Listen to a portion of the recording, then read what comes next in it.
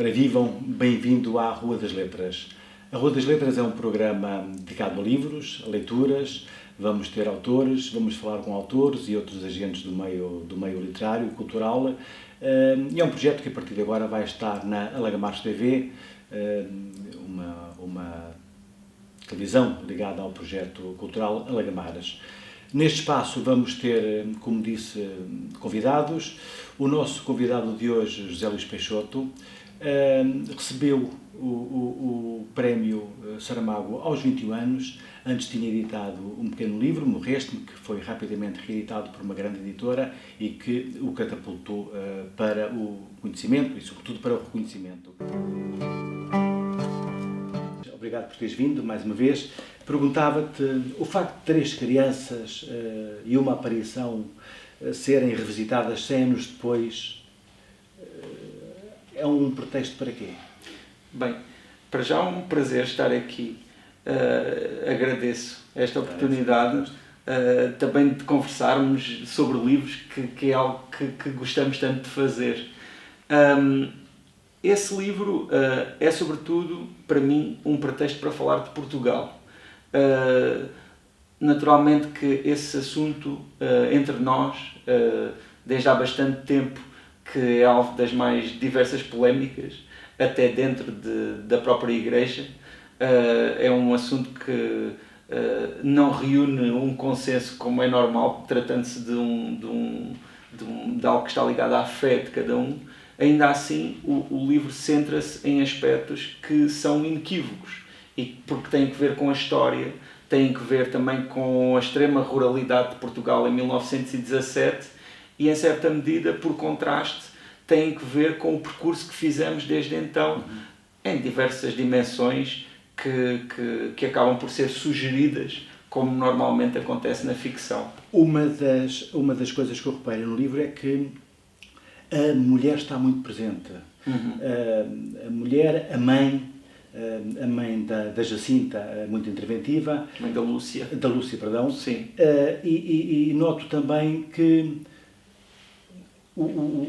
o arquétipo desta mulher, que, pelo menos na leitura que eu faço, é aquela mulher típica portuguesa, resignada, perfeitamente secundarizada na sua função social, muito preocupada com a educação das crianças, mas sempre com o seu papel social diminuído.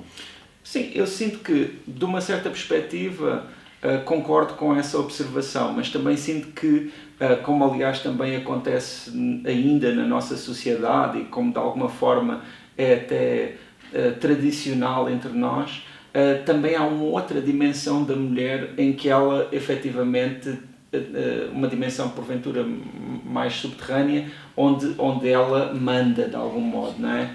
Ainda assim, aqui fazia muito sentido focar-me nesse aspecto e ter uma especial atenção, uma vez que, tratando-se de Fátima, tratando-se de Maria, não é?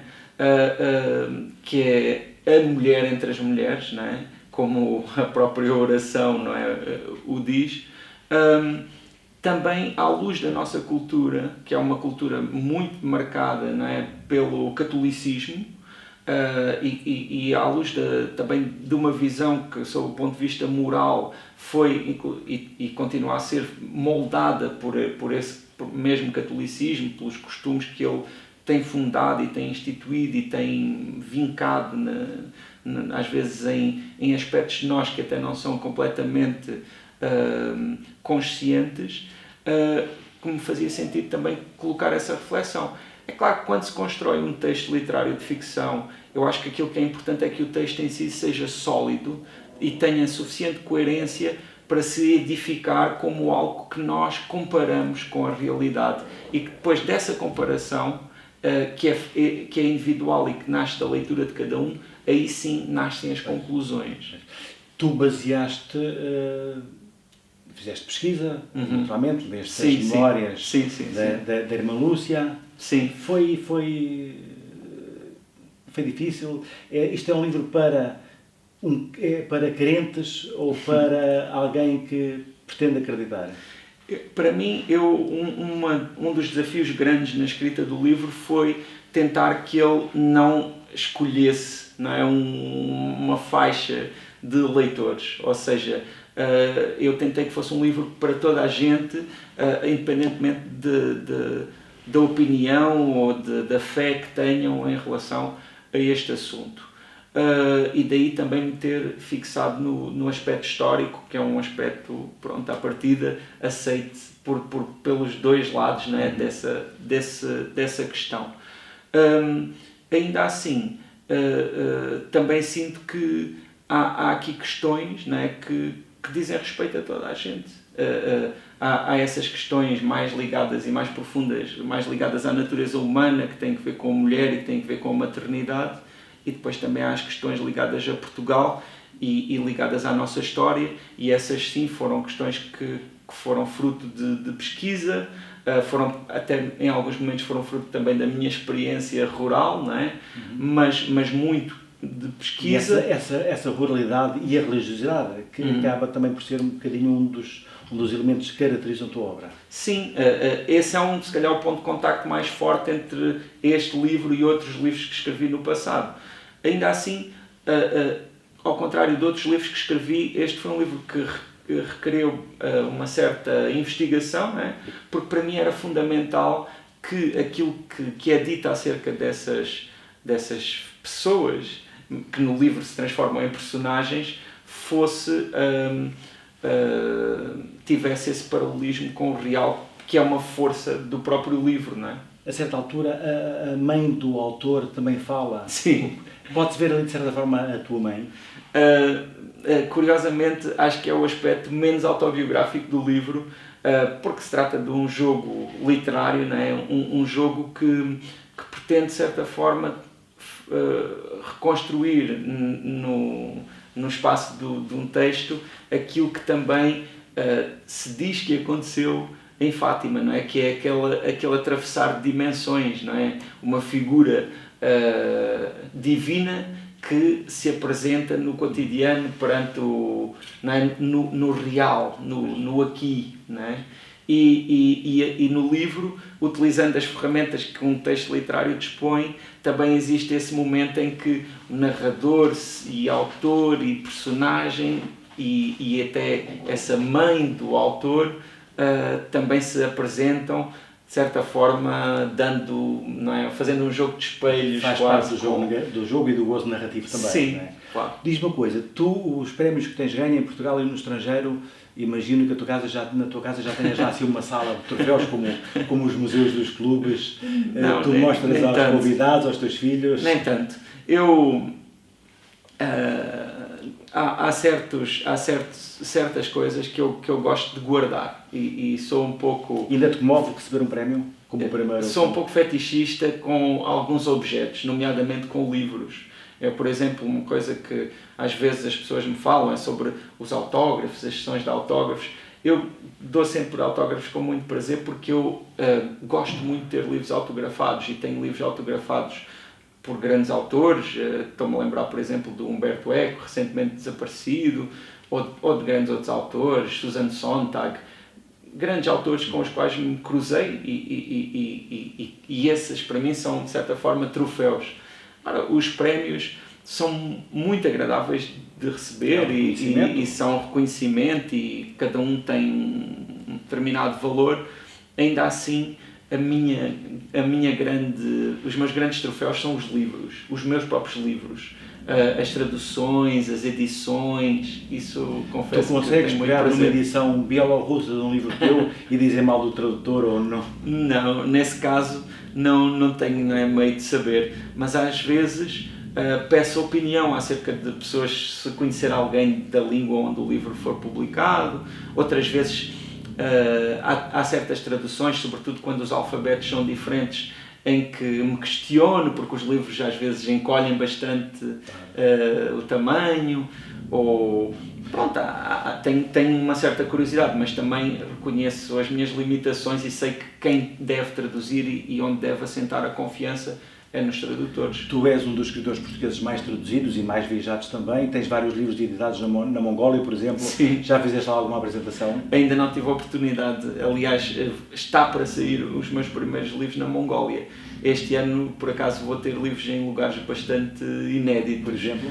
por exemplo, tenho um certo orgulho de dizer que este ano vai sair um livro meu na Geórgia e vai ser o primeiro livro português traduzido diretamente para georgiano. Uma última questão. Quando editaste Dentro do Segredo, na sequência da tua viagem à Coreia do Norte, enviaste um exemplar autografado ao grande líder Kim Jong-un?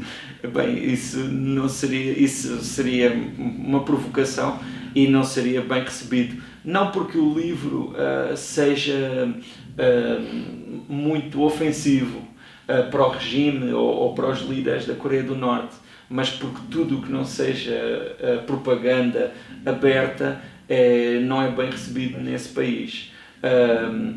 Aliás, sobre esse livro, que é um livro esse sim, é um livro muito dirigido, porque é um livro que é para ser lido, em primeiro lugar, aqui. Tão longe, não é? E de certa maneira é um livro que fala sobre o outro, algo que está sempre presente, mas que nesse caso tem ali uma forma muito concreta. Sr. Luís, obrigado.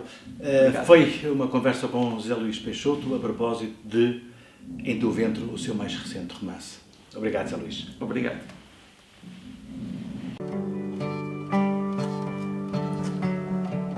E agora a nossa habitual sugestão de recomendações de leitura.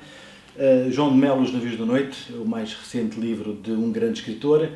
Muitos anos depois ele volta aos contos e será também um dos nossos convidados numa das próximas edições. De António Simões Brás, Os Dias Portugueses de Isabel II. É uma obra que refere as viagens que a soberana inglesa fez no nosso país, por 2 vezes, nomeadamente revelando aspectos até agora que têm permanecido inéditos. De Filipe Ribeiro de Menezes, A Grande Guerra de Afonso Costa. Afonso Costa é uma das grandes figuras da Primeira República, foi chefe de governo várias vezes, é um dos responsáveis pela participação portuguesa na Primeira Guerra Mundial. Aliás, ele esteve na assinatura do Tratado de Versalhes, que põe cobro à guerra, e é um dos grandes também estadistas e um dos pessoas responsáveis pela implantação da República, tendo inclusivamente tido muitos problemas depois, quando foi Ministro da Justiça e dos Cultos, nomeadamente com a célebre lei da separação do Estado da Igreja. E uma sugestão de releitura, O Poder e a Glória, é considerado a obra maior de Graham Greene, um escritor inglês extraordinário. É um livro que se passa no México em 1938, o México está em polvorosa, está em guerra civil. Depois da Revolução Mexicana, o Graham Greene passa pelo México numa altura de relações complicadas entre o México e a Grã-Bretanha. Como disse, ele é espião. Em 1938, o México e a Inglaterra quase estão em guerra devido a um problema que tem a ver com as nacionalizações do petróleo. Ele passa por lá e, como é um católico recém-convertido, não gosta do que vê nas tentativas do poder central mexicano de limitar o poder da Igreja. E então, muito descontente com o que vê, nos Estados do Sul, por onde passa, em Tabasco e em Chiapas, escreve este livro que resulta da sua passagem pelo México durante cerca de 2 meses. Uma grande obra, por muitos considerada a obra mais lida do século XX em língua inglesa. É sempre bom reler Graham Greene. Muito obrigado.